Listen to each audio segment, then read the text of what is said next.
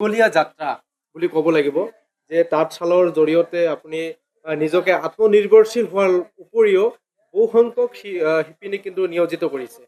কি ক'ব, কেনেকৈ আপোনাৰ এই দীঘলীয়া যাত্ৰা আৰম্ভ কৰিছে? হয়, আজি মই 2008ৰ পৰা 2008ৰ আগতে মই কলিকতাত এই কামটো শিকিছিলোঁ। তাৰপিছত তাৰ পৰা আহিলোঁ, তাৰ পৰা আহি শুৱালকুছিত মই থাকিলোঁ। শুৱালকুছিত থাকি মানে কলিকতাতে শাড়ীৰ কাম কৰিছিলোঁ। শাড়ীৰ কামতকৈ মেখেলা কামটো অলপ বেলেগ আৰু কি, কাৰণ আমাৰ অসমৰ মেখেলাৰ বস্তুটো মানে বহুত এটা মানে বেলেগ ধৰণৰ বস্তু আৰু কি, বাহিৰৰ দেশত এইবিলাক বস্তু নাজানে। সেইটো কাম শিকাত বহুত টাইম লাগে আৰু কি, কিন্তু সেইটো মই শুৱালকুছিত গৈ 4 মাহমান মই ট্ৰেইনিং ল'লোঁ।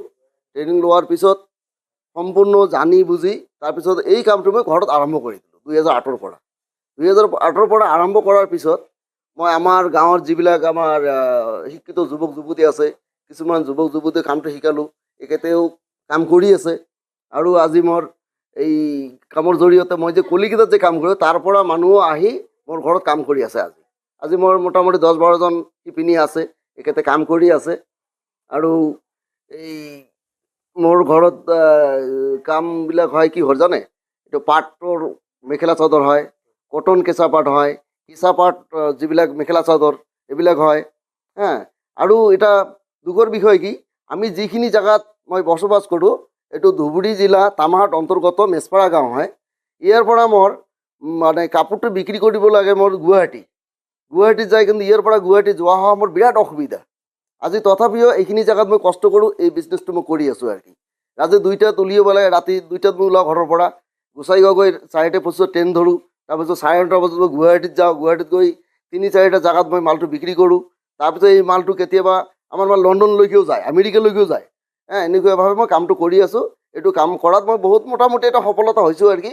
মোৰ এটা দীঘলীয়া যাত্ৰা আৰু মোৰ মনৰ এটা আশা যে এইটো খালি এইখিনি মই কৰিছোঁ যে এইটো মোৰ মনৰ এতিয়াও ইচ্ছা পূৰণ হোৱা নাই। মোৰ ইচ্ছা আকৌ মানে ডাঙৰকৈ কৰিম আৰু কি, যাতে মই 50জন মানুহ কাম দিব পাৰোঁ, এইটো মোৰ মনৰ ইচ্ছা আছে। আৰু এইখিনিয়ে আৰু কি। যিটো সময়ত দেখা গৈছে যে অসমৰ পৰা বহিৰাজ্যলৈ কাম কৰিবলৈ গৈছে বহু মানে নিবনুৱা যুৱক যুৱতীয়ে, তেনে ক্ষেত্ৰত কিন্তু দেখা গৈছে অসমৰ লগতে পশ্চিমবংগৰ পৰা মানুহ আহি আপোনাৰ ইয়াতে কাম কৰিছে। বা কি ক'ব এই ক্ষেত্ৰত? হয়, এইটো মোৰ মনৰ এটা টাৰ্গেট আছিল যে মই যিখিনি কাম শিকিছোঁ, যিহেতু আমি দুখীয়া মানুহ, বহুত লেখা পঢ়া কৰিব পৰা নাই, মই যিখিনি লেখা পঢ়া কৰিছোঁ এইখিনিৰ ভিতৰতে মই এইখিনি কাম শিকি মই নিজে বেলেগ কোনো ধান্দা নকৰি মোৰ প্ৰথম যিখিনি এইটো প্ৰথম ইনকাম পাইছোঁ জীৱনত, এই কামখিনি মই কৰি আছোঁ।